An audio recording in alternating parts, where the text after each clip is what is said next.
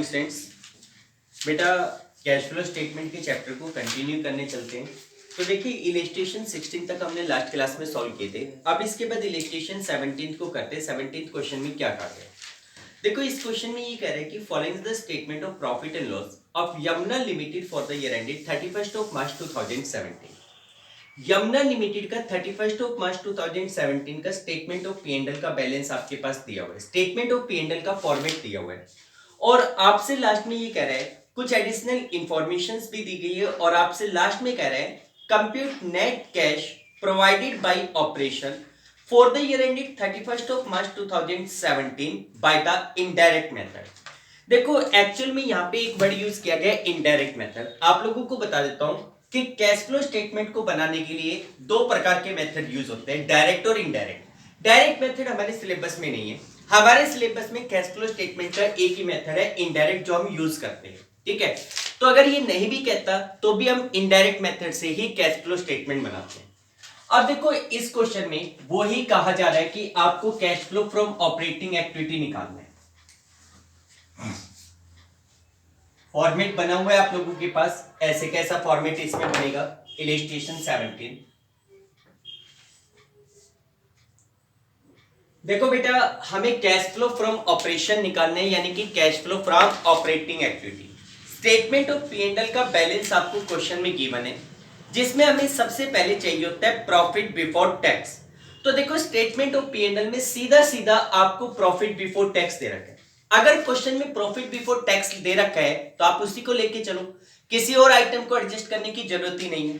तो सीधा इसमें लिखेंगे कि प्रॉफिट बिफोर टैक्स 1,50,000। आपका जो प्रॉफिट बिफोर टैक्स है, प्रॉफिट बिफोर टैक्स, बेटा प्रॉफिट बिफोर टैक्स हमारे पास 1,50,000 रुपीज का है। अब इसके बाद हम लोग करेंगे एडजस्टमेंट फॉर, एडजस्टमेंट फॉर किसके adjustment, non cash and non operating items, non cash and non operating items, उन आइटम्स की एडजस्टमेंट जो कि या तो नॉन कैश है या फिर नॉन ऑपरेटिंग है। चेक करो कौन कौन से आइटम है। देखो बेटा statement of P and L के एक एक आइटम को देखते जाओ। सबसे पहला आइटम है रेवेन्यू फ्रॉम ऑपरेशन, यानी कि नेट सेल्स, ये बिजनेस की ऑर्डिनरी एक्टिविटी है। फिर उसके बाद एक्सपेंसेस में पहला एक्सपेंस दे रखा है परचेज। आपको पता है परचेज भी बिजनेस के लिए जरूरी होता है। Change in inventory, change in inventory को किस में लेके चलेंगे, करंट एसेट्स और करंट लायबिलिटी वाले पार्ट में। फिर दे रखा है अदर एक्सपेंस। अब अदर एक्सपेंस का कोई एक्सप्लेनेशन नहीं है कि भाई अदर एक्सपेंस में कौन कौन से एक्सपेंस शामिल है। इसका मतलब statement of P and L में कोई भी नॉन ऑपरेटिंग या नॉन कैश आइटम आपको नहीं मिल रहा। फिर नीचे एडिशनल इंफॉर्मेशन को पढ़ो। एडिशनल इंफॉर्मेशन में ये कह रहा है कि trade receivable decrease by 3 lakh, prepaid expense increase, trade expense decrease, outstanding expense increase, और लास्ट में एक पॉइंट कह रखा है कि भाई operating expense include depreciation of 25,000। इस साल का जो भी हमारा ऑपरेटिंग एक्सपेंस है उसमें 25,000 का डेप्रिसिएशन है। देखो बाकी के जितने भी आइटम आपको बताए गए कि भाई ट्रेड रिसीवेबल इतना डिक्रीज है, ट्रेड पेबल इतना इंक्रीज है, ये सारे तो करंट एसेट्स और करंट लायबिलिटी की पोजीशन है। लेकिन इसने एक पॉइंट कह दिया कि भाई ऑपरेटिंग प्रॉफिट में 25,000 रुपीज का डेप्रिसिएशन है। इस साल आपने 25,000 रुपए डेप्रिसिएशन के दिखाए हैं, तो उस डेप्रिसिएशन को नॉन कैश आइटम होता है, इसलिए प्रॉफिट में वापस ऐड करो। प्रॉफिट में हम लोग वापस ऐड करेंगे किसको, डेप्रिसिएशन को। डेप्रिसिएशन हमारे पास कितने का हो गया, 25,000। ठीक है, और कोई नॉन कैश या नॉन ऑपरेटिंग आइटम है नहीं, तो इस 25,000 को ऐड करोगे, कितना आ गया, 1,75,000। इसको हम बोलेंगे operating profit before change in working capital. Operating profit before change in working capital. अब आ जाओ बेटा करंट एसेट्स और करंट लायबिलिटी की सिचुएशन पे, दो कॉलम बना लिया ऐड और लेस के लिए, करंट एसेट्स और करंट लायबिलिटी के लिए। तो देखो बेटा इसमें जैसे पहले तो स्टेटमेंट और पी&एल में देखो कोई करंट एसेट्स या करंट लायबिलिटी है तो ध्यान करो चेंज इन इन्वेंट्री दे रखा है जिसमें क्लोजिंग इन्वेंट्री दिखा रखा है 250 का, सॉरी ओपनिंग इन्वेंट्री दिखा रखा है 250 का और क्लोजिंग इन्वेंट्री दिखा रखा है 2 लाख। यानी कि ड्यूरिंग द ईयर हमारी जो इन्वेंट्री है वो 50,000 रुपीज डिक्रीज हो रही है। भाई इन्वेंट्री का जो क्लोजिंग बैलेंस है वो 2 लाख है, ओपनिंग बैलेंस था 250, यानी कि ड्यूरिंग द ईयर हमारी इन्वेंट्री 50,000 रुपीज क्या हो रही है, डिक्रीज हो रही है। भाई पिछले साल स्टार्टिंग में ज्यादा था अब कम है तो डिक्रीज हो रहा है। करंट एसेट्स अगर डिक्रीज होता है तो उसे क्या करते हैं, ऐड। तो यहां पे लिखेंगे डिक्रीज इन इन्वेंट्री। इन्वेंट्री का अमाउंट कितना डिक्रीज हो गया, 50,000 रुपीज डिक्रीज हो गया। फिर उसके बाद और कोई current assets current liability statement of P and L में तो नहीं दी हुई लेकिन एडिशनल इंफॉर्मेशन में दे रखी थी जिसमें एक पॉइंट कह रहा है कि भाई जो ट्रेड रिसीवेबल है decrease by 30,000 during the year. भाई साल के दौरान हमारे ट्रेड रिसीवेबल 30,000 डिक्रीज हुए। ट्रेड रिसीवेबल करंट एसेट्स होती है, करंट एसेट्स हमारी क्या हो रही है, डिक्रीज हो रही है। करंट एसेट्स अगर डिक्रीज होती है तो उसे क्या करेंगे, ऐड। तो यहां पे लिखेंगे decrease in trade receivables. Trade receivables कितना डिक्रीज हो रहा है, 30,000 रुपीज डिक्रीज है। इसी प्रकार prepaid expense increase by 5,000। Prepaid expense current assets है, इंक्रीज हो रहा है, लेस करोगे इंक्रीज इन प्रीपेड एक्सपेंस। यहां पे लिखेंगे increase in prepaid expense. Prepaid expense कितना इंक्रीज हो गए, 5,000 रुपीज। इसी प्रकार ये कह रहे हैं कि ट्रेड पेबल डिक्रीज बाय 15,000। हमारे जो ट्रेड पेबल्स है, ट्रेड पेबल्स करंट लायबिलिटी होते हैं, डिक्रीज बाय 15,000, 15,000 रुपए ट्रेड पेबल डिक्रीज हो रहे हैं। करंट लायबिलिटी डिक्रीज हो रही है, क्या करोगे, less, decrease in trade payables. Trade payables कितना अमाउंट डिक्रीज हो गया, 15,000। उसके बाद outstanding expense increase by 3,000 during the year. साल के दौरान आउटस्टैंडिंग एक्सपेंस 3,000 इंक्रीज हो रहा है।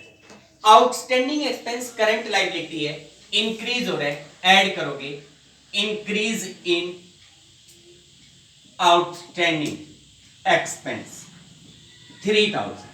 ठीक है बेटा, और कोई करंट एसेट्स और करंट लायबिलिटी है नहीं, तो यहां से टोटल ऐड अमाउंट हो जाएगा 83,000। 175 और 83 1 लाख 2,58,000, जिसमें से 20,000 रुपीज ये लेस हो जाएंगे, कितना बचेगा, 238। इसको बोलते हैं operating profit after change in working capital, जिसमें से टैक्स पेड और माइनस होता है। लेकिन क्वेश्चन में टैक्स पेड का कोई अमाउंट नहीं है। अगर कोई टैक्स पेड नहीं है तो इसी अमाउंट को क्या कहा जाएगा, net cash inflow from operating activity. यहां पे लिखा जाएगा net cash inflow from operating activity. ये क्या लिखा जाएगा, net cash inflow from operating activity. ठीक है बेटा, क्लियर है। नेक्स्ट देखो बेटा, नेक्स्ट इलस्ट्रेशन 18 है, इसमें भी कह रहे हैं कि from the following information calculate the cash from operation operating activity. Cash flow from operating activity निकालो। Next illustration 18।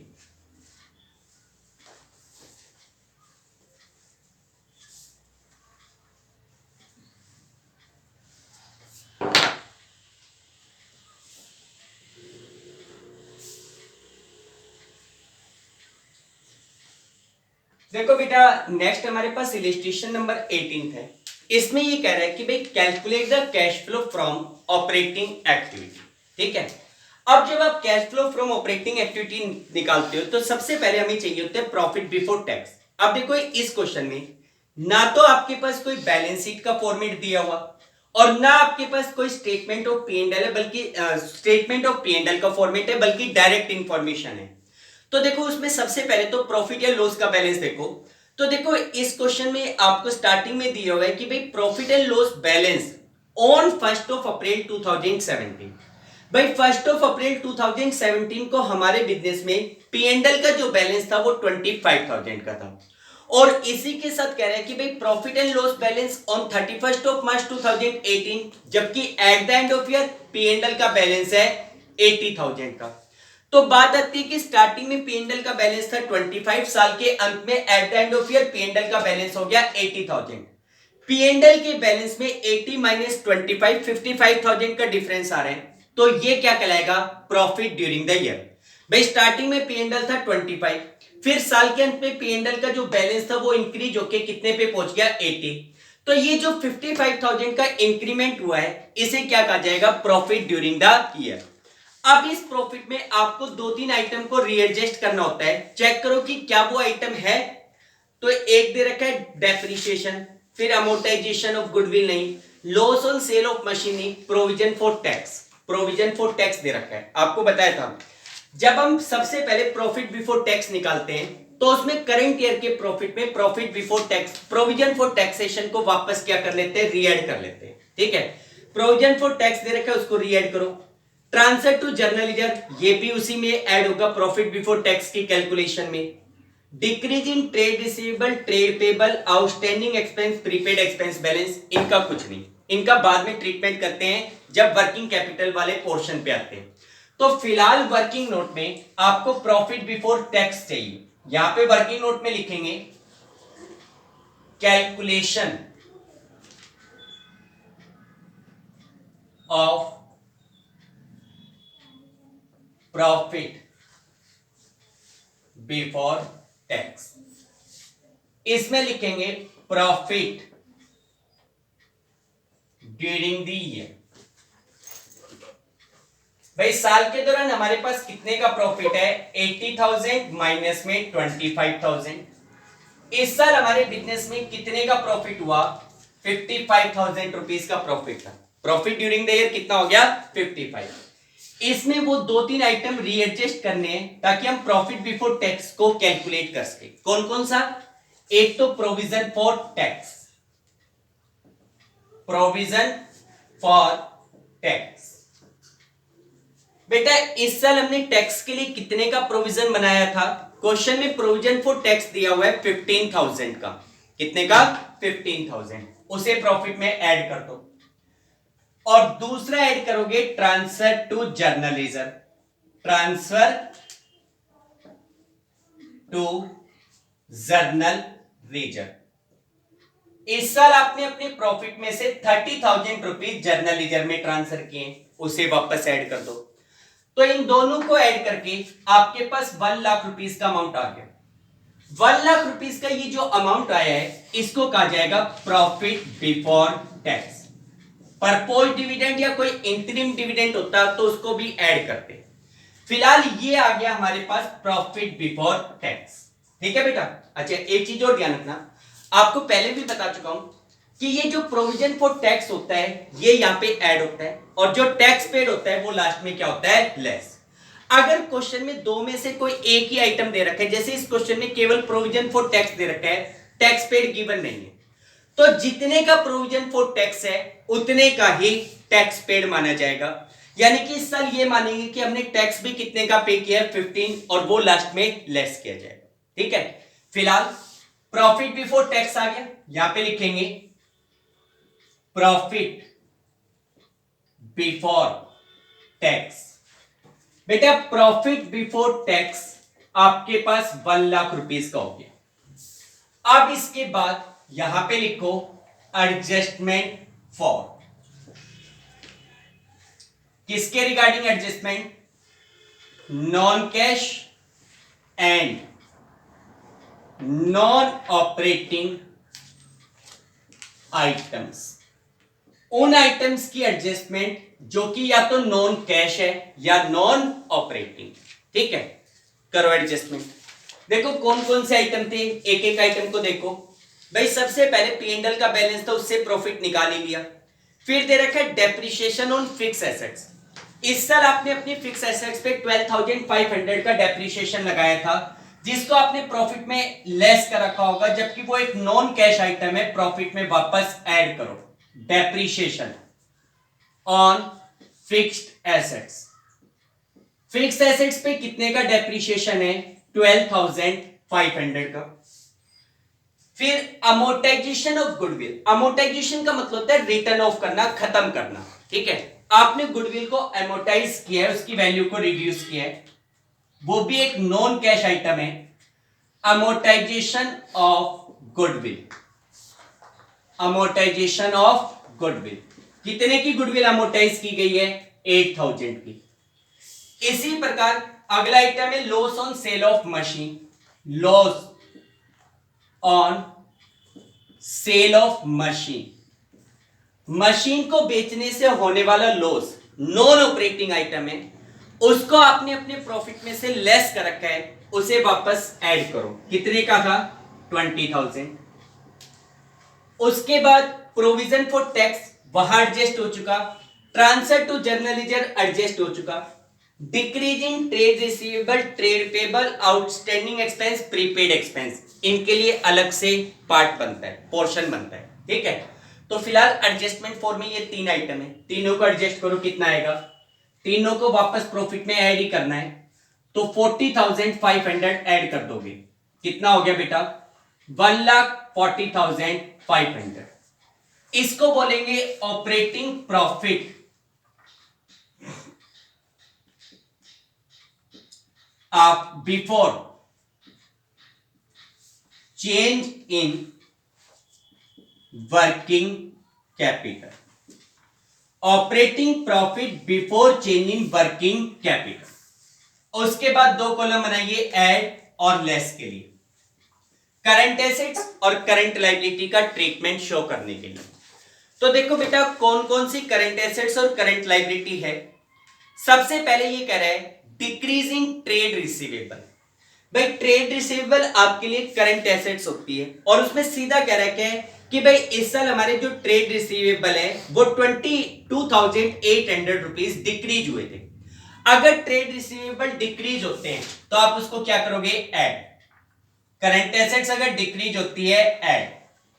Decrease in trade receivables, कितना डिक्रीज हो रहा है? 22,800। फिर इंक्रीज इन ट्रेड पे, decrease in trade payables, trade payable current liability है, decrease हो रहे, करंट लायबिलिटी डिक्रीज होती है, क्या करोगे? Less. Decrease in trade payables, decrease in trade payables कितने हैं? 4,700। फिर उसके बाद बात करें आउटस्टैंडिंग एक्सपेंस की।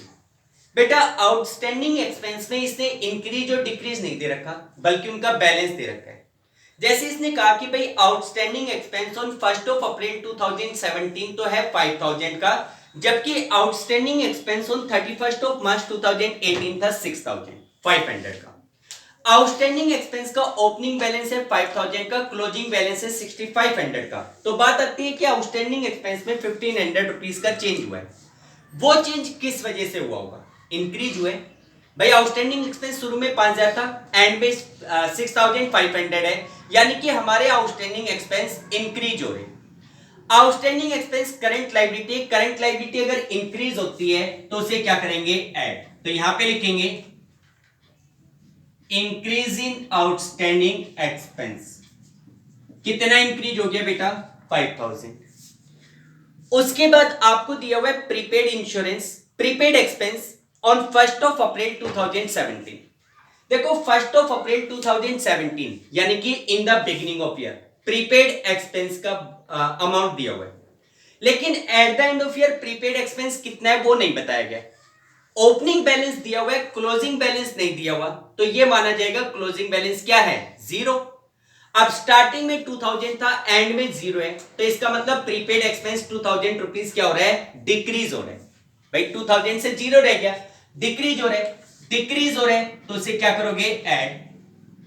Decrease in prepaid expense. कितना अमाउंट डिक्रीज हो गया? 2000 डिक्रीज हो गया। ये 1500 था बेटा, ये कितना हो गया? 2000। ठीक है बेटा। और कोई करंट एसेट्स करंट लायबिलिटी है, इनको एडजस्ट करो, कितना आ गया? 24, 25, 26,300। यहां से 1,66,800, उसमें से 4,700 को लेस करो। अब ये 4,700 लेस करने के बाद 1,62,100 बच गया। इसको बोलते हैं operating profit after change in working capital, और उसमें से लास्ट में लेस किया जाएगा टैक्स पेड। इसको तो लिखो ऑपरेटिंग प्रॉफिट आफ्टर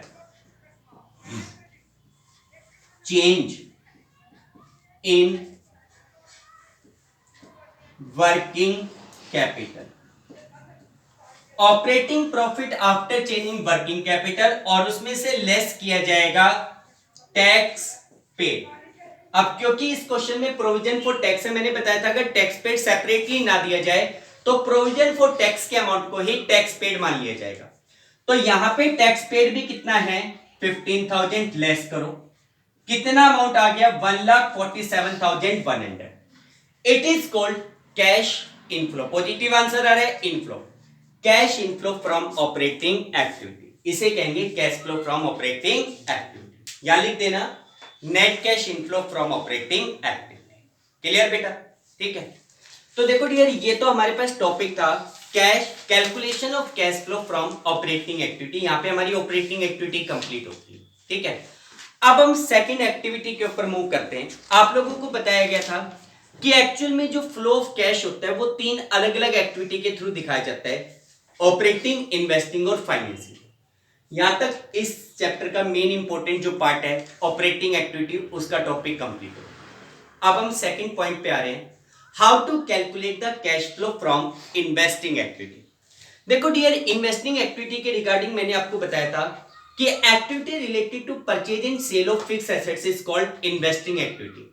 यानी कि फिक्स एसेट्स को खरीदना और फिक्स एसेट्स को बेचना, इससे रिलेटेड जो एक्टिविटी होती है उसको हम इन्वेस्टिंग एक्टिविटी कहते हैं, that is called investing activity.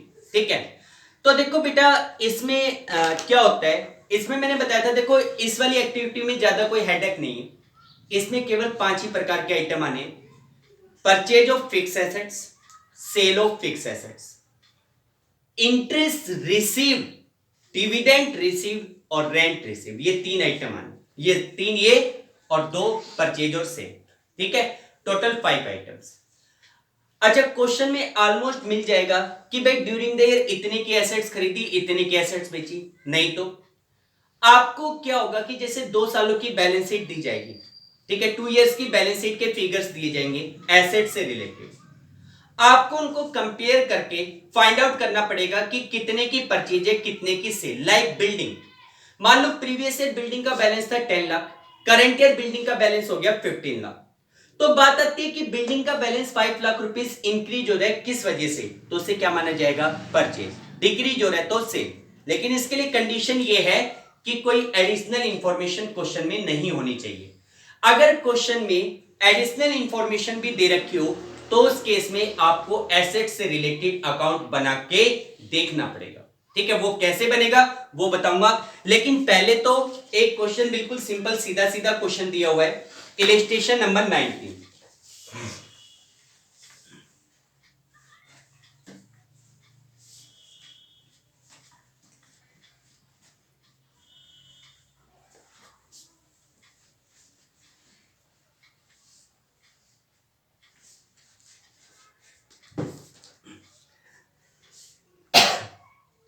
देखो बेटा मैं आप लोगों को cash flow from investing activity के बारे में बता रहा था, उसमें 5 प्रकार के आइटम है। तो देखो इसी से रिलेटेड एक क्वेश्चन है, इलस्ट्रेशन नंबर 19। इसमें कह रहा है कि from the following particulars calculate the cash flow from investing activity. भाई आपको cash flow from investing activity निकालो, कैश फ्लो फ्रॉम इन्वेस्टिंग